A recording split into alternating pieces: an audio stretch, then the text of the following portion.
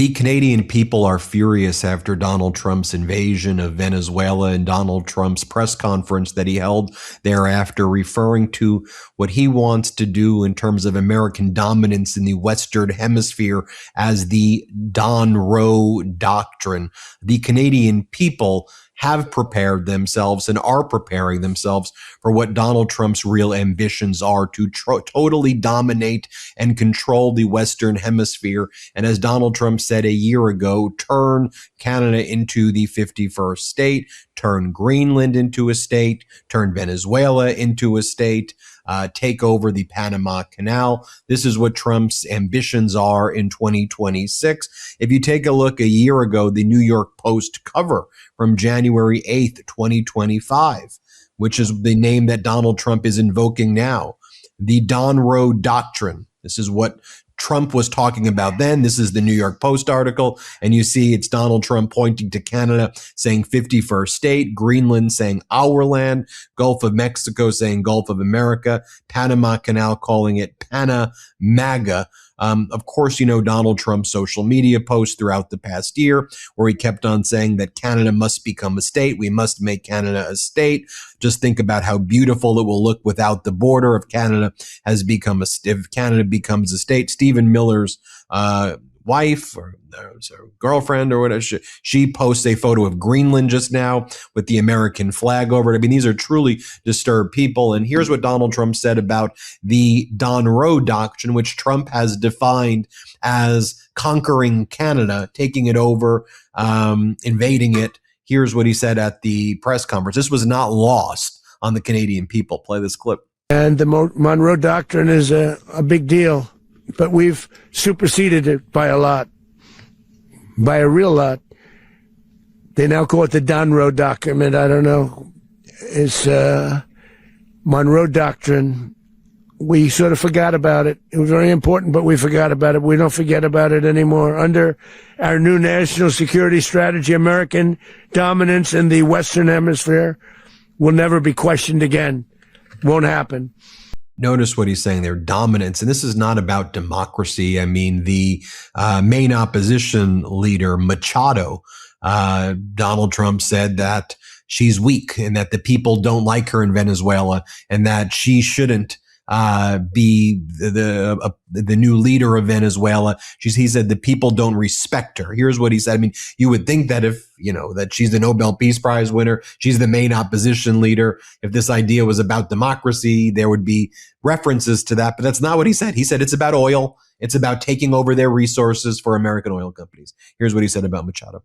Are the U.S. aware of the location of opposition leader Machado, and have you been in contact with her? No, we haven't. No, we haven't. Mr. President, do you have any hesitations about Machado? Mr. President, on Monday. I think it would be very tough for her to be the leader. She doesn't have the support within or the respect within the country. She's a very nice woman, but she doesn't have the respect to be the leader. Want to bring in Charlie Angus, leader of Meidas Canada, leader of the Resistance Tour, the Meidas Canada Tour.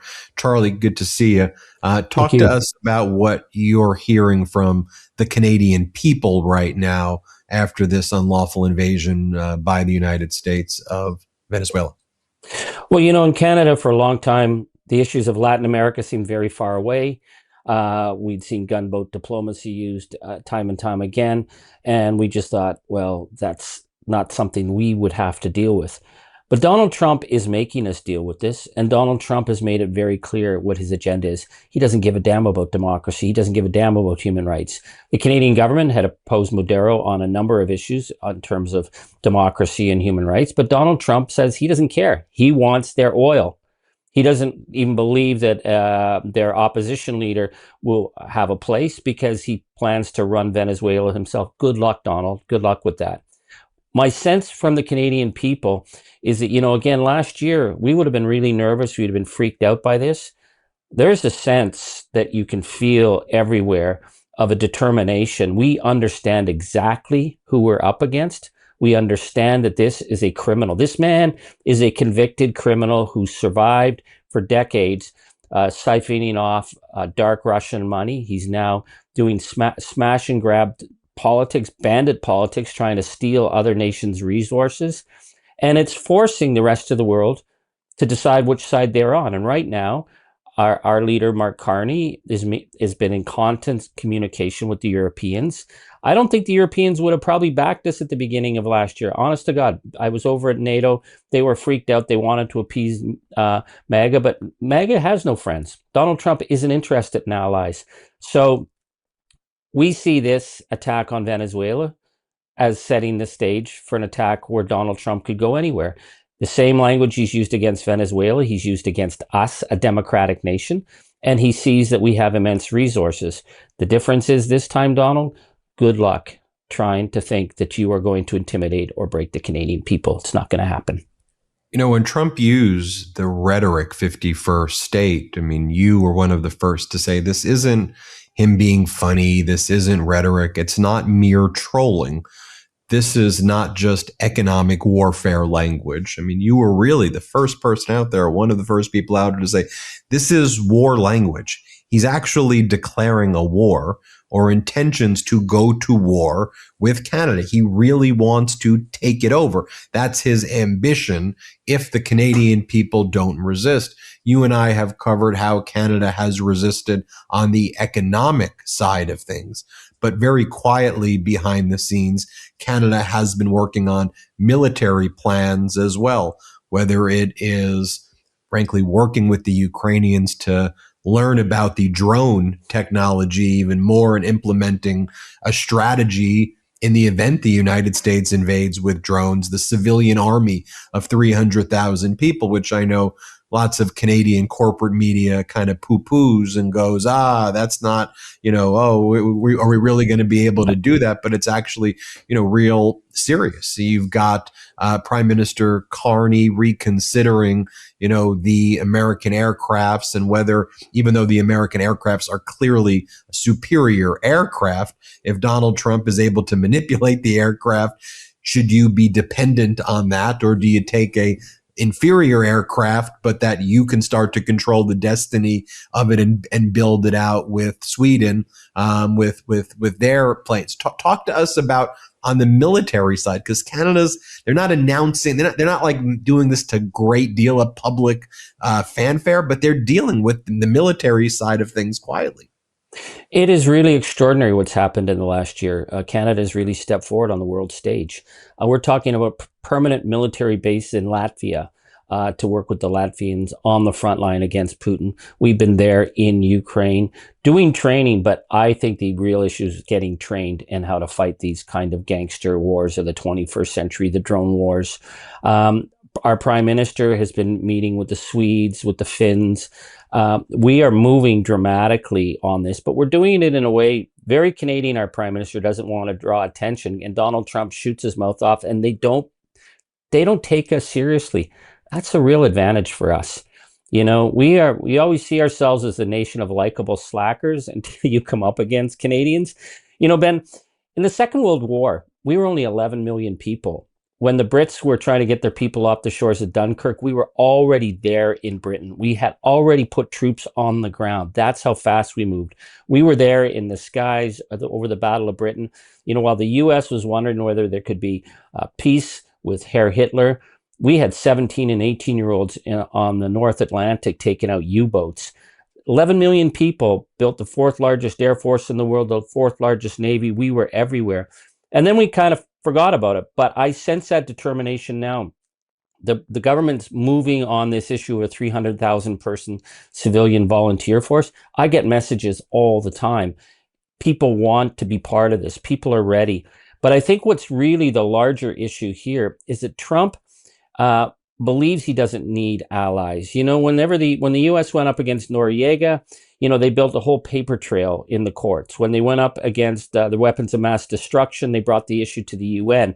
They were always trying to at least create a sense of international credibility because it was about the international rule of law. What Donald Trump is saying is he doesn't give a damn about the international rule of law. This is a direct attack on the UN. This is a direct attack on all the laws that have been put in place to keep the world peaceful since the Second World War. And Canada stands firmly with the international community. We cannot go along. We're not going to go along to get along. We cannot appease this man. This man is a convicted criminal who believes in shakedown politics. So yeah, this has been a real wake-up call for us. And I think that's the mistake Donald Trump makes every time he shoots his mouth off now. It reminds us to prepare, not to pick fights, to prepare, to get ready, to be ready, to be ready. The rest of the world is doing the same thing. The United States is going to be in for a big surprise very soon, because nobody is going to be fooled when Donald Trump threatens the next time. People will be ready. You know, it's interesting that, I shared earlier the clip of Donald Trump saying that Maria Corina Machado doesn't have the respect of the people and she would make a bad leader. You have French President Emmanuel Macron saying, I just spoke with her. I fully support her call for the liberation and the protection of the political prisoners of the Maduro regime.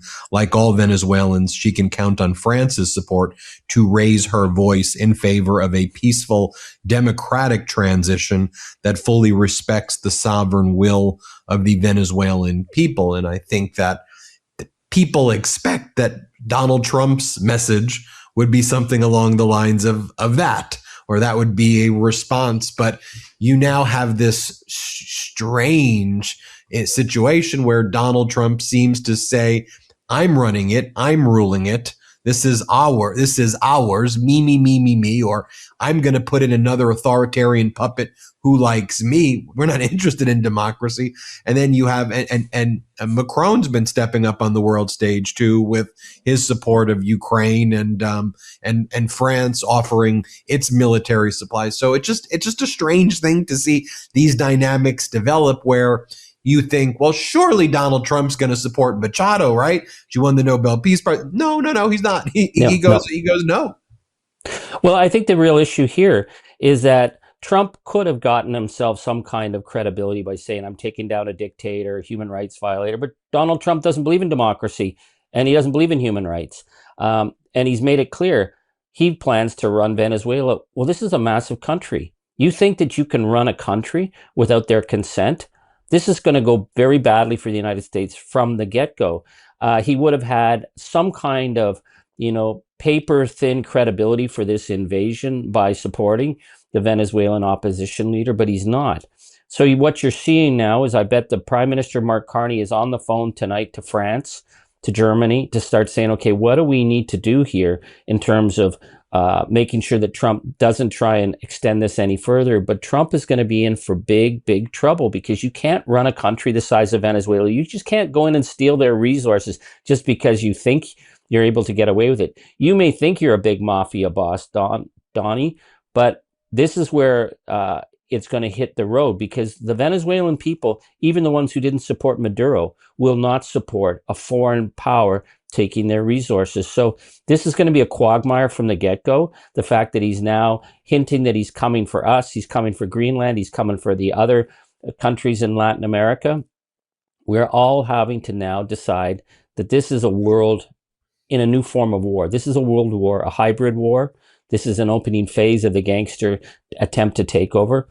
And we will be ready, and Canadians will stand up, and Canadians are really reconsidering our position as the quiet, peaceful, next-door neighbors. We will do what we've got to do at this point. And Charlie, we always conclude our video this way. We know that Trump's people are always watching this. The ambassador to Canada is always watching this. Their whole crew's watching this. So right now, what's your message to Donald Trump after his unlawful invasion of Venezuela? Well, Donald Trump, you had no authority on this, and you think you don't need authority, but you do. You don't believe that you need the international community. Well, you do. You don't have any friends. You don't think you need friends, Donald. You don't think you need allies. You do need allies. This is what every government has learned. But you are allied to the gangsters. You're allied to Putin. You're allied to Netanyahu. You're allied to Belarus. You are on your own here, and you've taken over a country. You've ridiculed their democratic opposition, and you think you're going to run this, and you think that Canada is going to let you come and use the same level of gunboat diplomacy on us. It's not going to happen, Don. You have no idea what you've unleashed here. You have no idea of the extent of opposition, because you've surrounded yourself with criminal morons. And Donald, quite frankly, you are a criminal moron yourself. You're a narcissist. You're a convicted criminal. If you hadn't lived off Russian dark money for all these years, you would have been bankrupt long ago, and you will be bankrupt again, Donald, because you are driving your country into the ground and making it a pariah on the international stage. As for Canada, we will do what we've got to do. We will continue to build our alliances. We will continue to focus our economy away from the gangster economy so that we are ready. Whatever happens next, Donald, Canadians will not let you cross the border. Not now, not ever. We will always be true north, strong, and free. Charlie Angus, leader of Meidas Canada, leader of the Resistance Tour in Canada. Everybody subscribe to the Meidas Canada channel, which is on its way to 1 million subscribers. Just search Meidas Canada, and also check back on Meidas Canada as Charlie announces the next stops on the Resistance Tour, including in some unexpected but very necessary places. I'll just leave it at that. Thanks, Charlie. Edmonton, January 17th. Edmonton, January 16th. Calgary, the 17th. We are coming to Alberta, where we are going to be joining the resistors in the fight against MAGA Alberta. Come on out, folks. I love it. Everybody hit subscribe here as well. Let's get to 6 million on this channel. Want to stay plugged in? Become a subscriber to our Substack at MeidasPlus.com. You'll get daily recaps from Ron Filipkowski, ad-free episodes of our podcast, and more exclusive content only available at MeidasPlus.com.